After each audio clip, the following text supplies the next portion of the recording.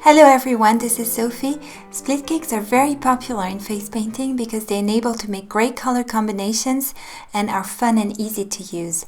You can see here a few pictures of designs I made using them. They are, by the way, not always called split cakes. Different brands use different names, and I listed a few of these names for you here on the screen. There are some advantages in making your very own split cake. For one, you'll be able to choose your very own color combination, and also you'll be able to save money because split cakes are usually quite expensive. However, it is possible to buy them ready-made in many online shops. So if you have a few leftover face painting colors and you're willing to make your hands dirty, this is something you might want to try, and I would like to show you how it goes. Before you get started, you're going to want to protect your table. I am using a white piece of paper that I laminated. You will also need a rounded knife, like a butter knife, and obviously a container where you're going to put your split cake in. This is a used split cake box that I cleaned and disinfected really well, and this is the small version for the one-stroke cake. Hygiene is very important, so you will need a hand sanitizer to disinfect your hands. You will need some wet wipes, and if you have a nice manicure that you care about, you might want to wear some throwaway latex gloves. The most important items are the face paints. The first split cake I'm going to show you is a type of rainbow, and these are the colors I'm going to be using. As you see, some of them were already cut out for other purposes.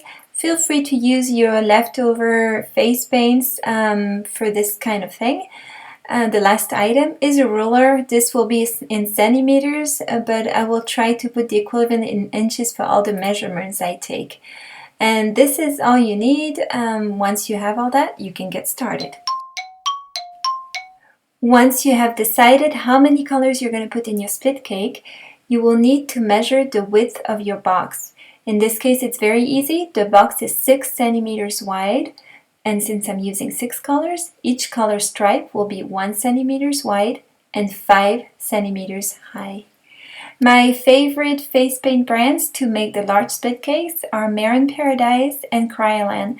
I like these two brands because they don't have any wax in them, and therefore they are very soft and blend beautifully. So now that I disinfected my hands, I'm going to be able to get started. But first, I would like to show you how to check that your face paint have the right consistency to create a split cake. Press your finger within the paint, and if you feel that it's pliable like clay, then it's the perfect consistency to get started.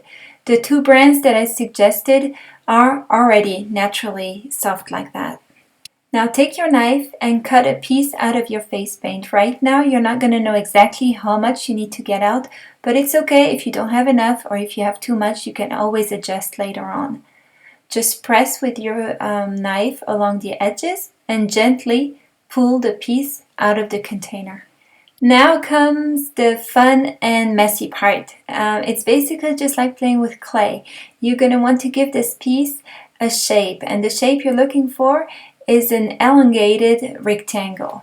This is the way I do it. I first squeeze the paint between my fingers to elongate it, and then I press with my thumbs to flatten it. And I continue this, alternating those two motions, squeezing between my fingers and flattening it out. Once I have a shape, which seems okay to me, I flip the piece over. And I start working on the next side of this rectangle. And you've guessed it, I do the same thing on this side. I squeeze it between my fingers and press it with my thumbs. I always try to keep in mind that this piece should be 1 centimeter wide.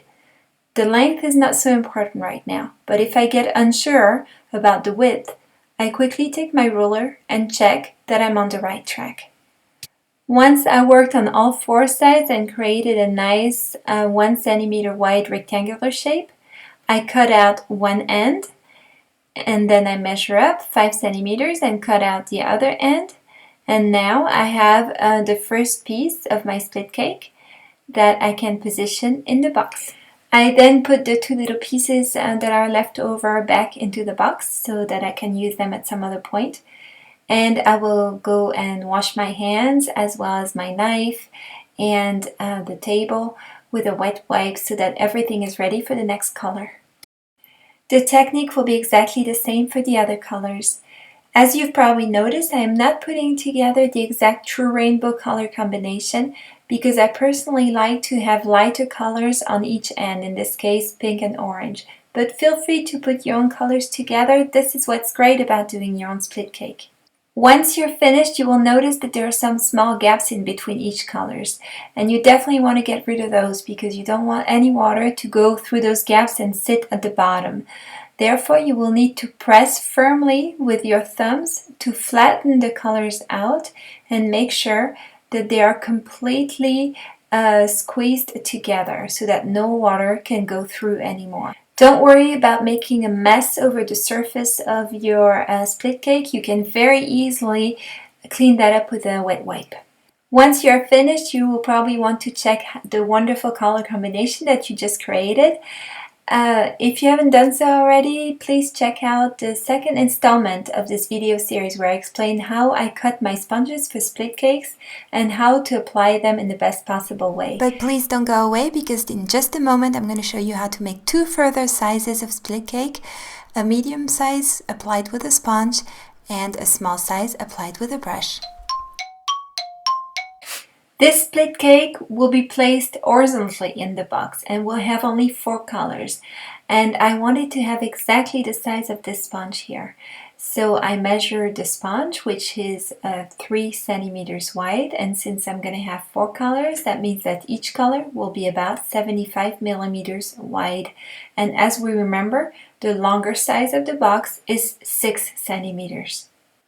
By the way, if you only have a round shape container, this is no problem at all. Your colors will be placed in the middle. The technique will be exactly the same as what I showed you earlier.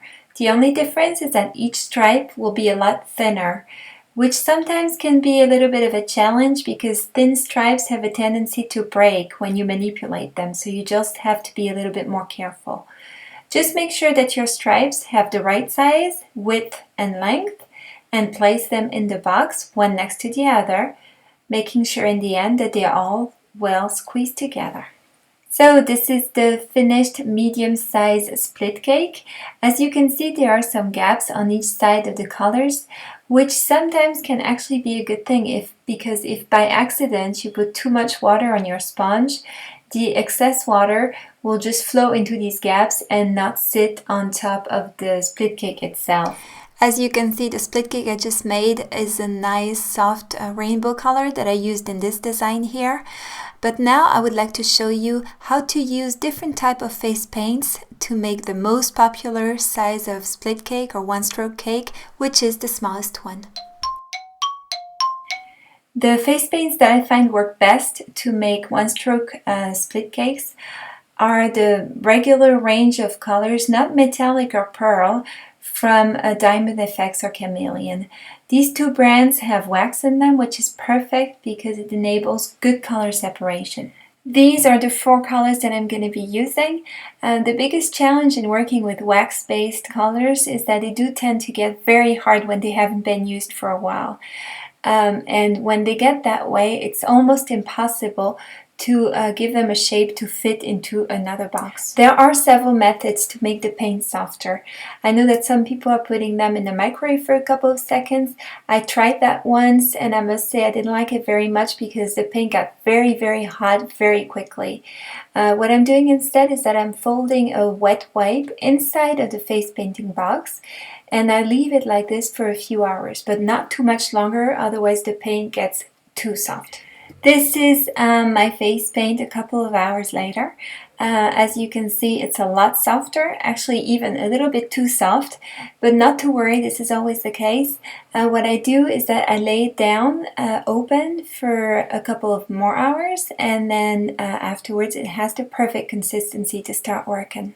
So using the same measurement technique, I found out that for this box and 4 colors, each color stripe will be 70 millimeters wide and 5 centimeters long.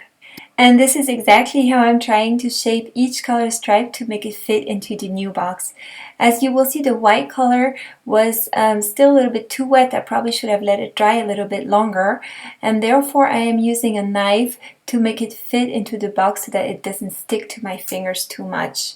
Because the white was a little bit too wet, when I'm pressing the colors, I'm making a complete mess out of it, which is no big deal, as you know, because it's very easy to clean them up. This is the finished one-stroke cake. I'm going to show you what it looks like on the skin. I'm not, however, going to demonstrate how to load the brush because I already showed that in the second installment of this video series. Feel free to watch it if you want to. I'm now using a smaller flat brush to add some leaves. I'm also adding some white ornaments and details for a quick and easy flower design. If you don't have a small box for your one-stroke cake like this one, it's actually okay. You can use other shapes of boxes, like for example a round one like this one, and put your colors in the middle, or a big square one. This has the advantage of being able to put two split cakes in it. The first one in here is the green, white, red, and the second one is the blue, white, red, and they share the red color in the middle. I use this one a lot when I'm painting at sports events and I need to paint different colors of flags. I hope you enjoyed watching this video. In my next tutorial, I would like to show you how to use stencils to add quick shapes or patterns to your face painting designs, and also how to make them yourself using supplies and tools that you probably already have at home. So if this is something that you might be interested in, just click on the link. Thank you very much for following me here on YouTube, and see you soon. Bye!